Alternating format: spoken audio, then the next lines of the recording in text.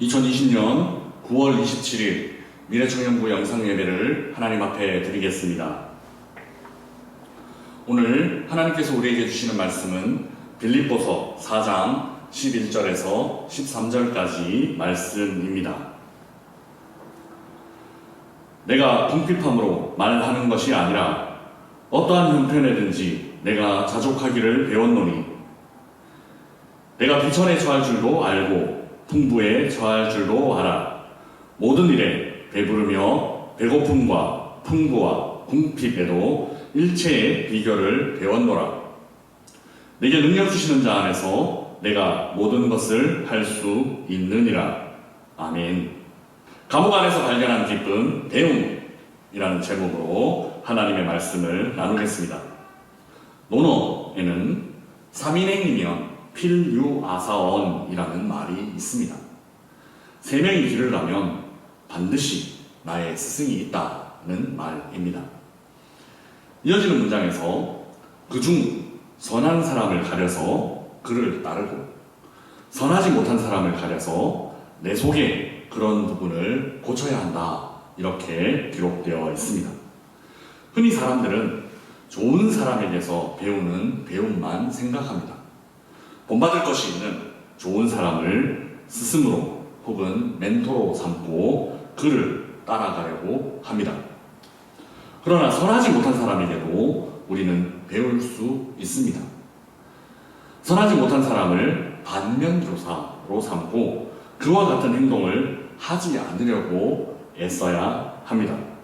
그리고 혹 내 안에 그 선하지 못한 사람의 모습이 있다면 그것을 바꿔가려고, 개혁하려고 애써야 합니다. 이렇게 하면 선한 사람에게서 뿐만 아니라 악한 사람에게서도 배울 수 있습니다. 오늘 본문에서 바울도 배움을 말하고 있습니다. 11절을 함께 읽어보겠습니다. 내가 궁핍함으로 말하는 것이 아니라 어떠한 형편에든지 내가 자족하기를 배웠노니. 그는 어떤 상황 속에서도 자족할 수 있는 비결을 배웠습니다. 즉, 상황에 종속되는 것이 아니라 좋은 상황, 나쁜 상황에서 상황에 종속되는 것이 아니라 상황을 넘어서는 일체의 비결을 배웠다는 것입니다. 바울은 좋은 상황에서 풍부하는 것을 배웠습니다. 12절을 함께 읽어보겠습니다. 내가 비천에 처할 줄도 알고 풍부에 처할 줄도 알아. 모든 일에 배부르며 배고픔과 풍부와 궁핍에도 일체의 비결을 배웠노라. 저는 유학 시절 책을 살 수 있는 돈이 없었습니다. 생활할 수 있는 돈조차 부족했기 때문에 책을 사는 것은 꿈도 꾸기가 힘들었습니다. 그래서 서점에 가면 갖고 싶은 책, 읽고 싶은 책을 이렇게 보고는 마치 맛있는 음식을 앞에 두고 군침을 흘리는 것처럼 이제 군침을 흘렸던 그런 기억이 있습니다. 부유하면 읽고 싶은 책을 사서 마음껏 읽을 수 있을 것입니다. 생계에 대한 걱정 없이 책을 읽거나 쓰거나 할 수도 있을 것입니다. 누군가를 찾아가 지혜를 얻을 수 있는 시간적인 여유 그리고 정신적인 여유도 부유함은 줄 수 있습니다. 물질적인 부유는 이처럼 배울 수 있는 많은 기회를 제공할 수 있습니다. 바울도 이것에 대해서 부정하지 않습니다. 그러나 바울은 그 비결을 좋은 상황에서만 배웠다고 말하지도 않습니다. 바울은 힘들고 어려운 상황 속에서도 배움을 얻었습니다. 바울이 비천에 처해 있을 때 그때 배고픔과 궁핍함에 대해서 배웠습니다. 지금 이 편지를 쓰고 있는 순간처럼 감옥에 갇혀 있을 때, 복음을 전하다가 매를 맞고 핍박을 받을 때, 혹은 복음을 전하다가 닥친 여러 경제적인 어려운 상황 속에서도 바울은 배울 수 있었다고 고백합니다. 배고픔이 무엇인지, 궁핍이 무엇인지 바울은 배웠습니다.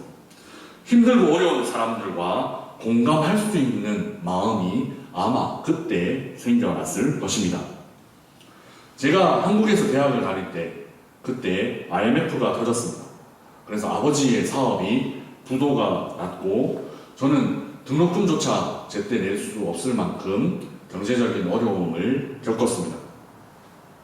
당시 하루 종일 굶고 학교에서 집으로 돌아오는 길에 문득 이러한 생각을 한 적이 있습니다. 집에 가면 밥을 먹을 수 있을까? 그 전에도 밖에서 시간을 보내다 보면 혹은 지갑을 어디 두고 나와서 밥을 굶었던 적은 종종 있습니다. 그러나 집에 가면 밥을 먹을 수 있어 라는 생각을 의심해 본 적은 단 한 번도 없었습니다. 그런데 그날 문득 집에 가도 내 이 배고픔이 해결될 수 있는, 그러니까 밥을 먹을 수 있을까? 라는 생각을 처음 하게 되었습니다. 그래서 당시에 배고픈 그 상황보다도 어쩌면 더 힘들었던 것이 무엇이냐 하면 이 문제가 언제 해결될지 희망이 보이지 않는다는 그 막막함이었습니다. 그때 진짜 가난하고 힘든 사람들의 힘든 것이 바로 이것이겠구나 하는 생각을 하게 되었습니다. 이런 힘든 상황, 이런 어려운 상황이 언제 해결될지 모르는 희망이 없는 막막함이 바로 진짜 어려움에 처한 사람들의 고통이 아니었을까 하는 생각을 하게 되었습니다. 이처럼 우리는 풍부한 상황에서 뿐만 아니라 궁핍한 상황에서도 배울 수 있습니다. 제가 밥을 굶어가면서 처음 그런 생각을 하게 되는 것처럼 궁핍한 상황에서도 우리는 인생의 의미와 비결을 배울 수 있습니다. 인생의 진짜 의미는 이런 다양한 경험을 통해서 일체의 비결을 배우는 것이기 때문입니다. 사랑하는 미래청년부 자매 형제 여러분, 부족함이 없는 부한 자리에서 풍성함이 주는 혜택을 배웠던 바울은 가장 낮은 자리에서 배고픔과 궁핍함이 주는 교훈도 함께 배웠습니다. 그리고 이 배움의 인생을 달려가며 마지막으로 13절에 이렇게 고백하고 있습니다. 내게 능력 주시는 자 안에서 내가 모든 것을 할 수 있느니라. 모든 것을 할 수 있다고 당당하게 고백한 바울의 자신감은 부족함이 없는 풍부한 가운데서만 생겨난 것이 아닙니다. 부와 권력과 힘을 갖고 있는 상태, 즉 문제가 없는 상태에서만 나온 것이 아니라는 사실입니다. 모든 것을 할 수 있다는 자신감 넘치는 이 고백은 내게 능력 주시는 자 안에서라는 단서, 즉 조건이 붙어 있습니다.